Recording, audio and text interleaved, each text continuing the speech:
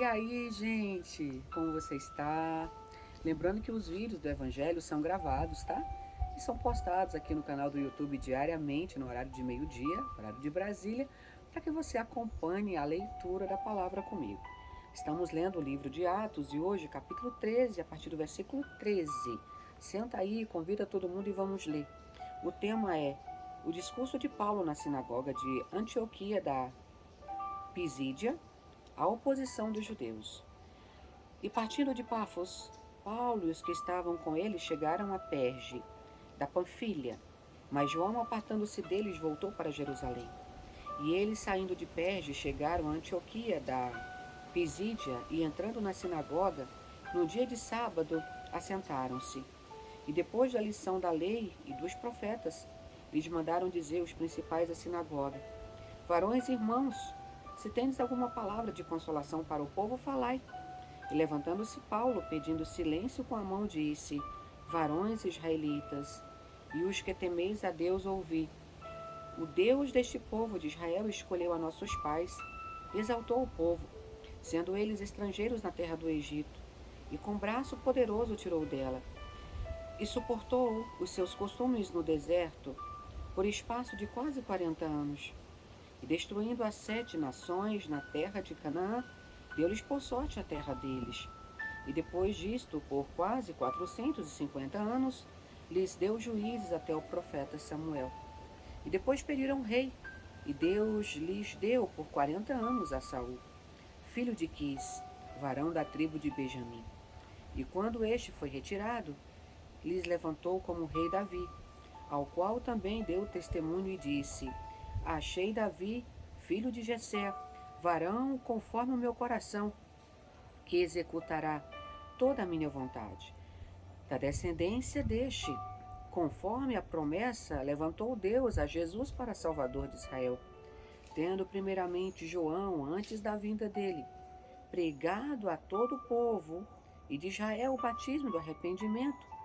Mas João, quando completava a carreira, disse: Quem pensais vós que eu sou? Eu não sou o Cristo, mas eis que após mim vem aquele, a quem não sou digno de desatar as sandálias dos pés. Varões e irmãos, filhos da geração de Abraão, e os que dentre vós temem a Deus, a vós é enviada a palavra desta salvação.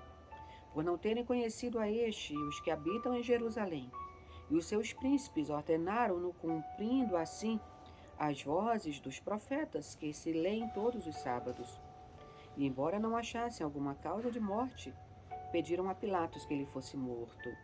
E havendo eles cumprido todas as coisas que dele estavam escritas, tirando-o do madeiro, o puseram na sepultura.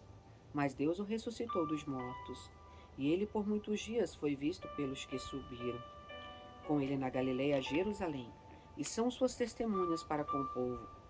E nós vos anunciamos que a promessa que foi feita aos pais, Deus a cumpriu a nós, seus filhos, ressuscitando Jesus, como também está escrito no Salmo 2: Meu filho tu és, hoje eu te gerei, e que eu ressuscitaria dos mortos para nunca mais tornar a corrupção, disse assim: As santas e fiéis bênçãos de Davi vos darei.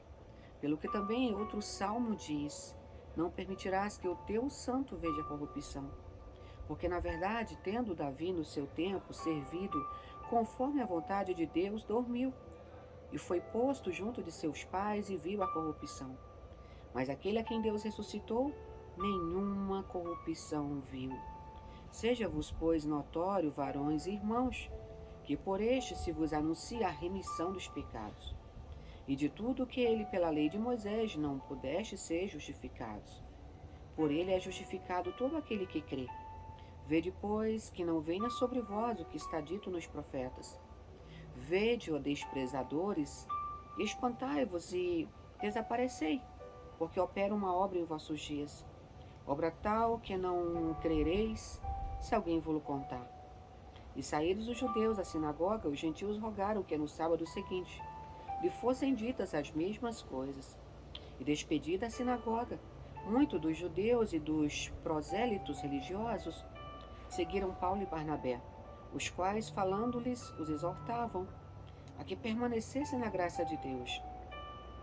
E no sábado seguinte ajuntou-se quase toda a cidade a ouvir a palavra de Deus. Então os judeus, vendo a multidão, encheram-se de inveja e, blasfemando, contradiziam o que Paulo dizia. Mas Paulo e Barnabé, usando de ousadia, disseram: Era mister que a vós se vos pregasse primeiro a palavra de Deus.